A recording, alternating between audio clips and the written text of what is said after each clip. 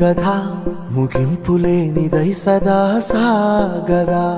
ఇదే కదా నీ కథ ముగింపులేనిదై సదా సాగదా. నీ కంటి రెప్పలంచున మనస్సు నిండి పొంగిన ఓ నీటి బిందువే కదా నువ్వెతుకుతున్న సంపద. ఒక్కొక్క జ్ఞాపకానికి 100 ఏళ్ల ఆయువుందిగా, ఇంకెన్ని ముందు వేచనో అవన్నీ వెతుకుతూ పదా. మనుష్యులందు నీ కథ మహర్షిలాగా సాగదా. మనుష్యులందు నీ కథ మహర్షిలాగా సాగదా.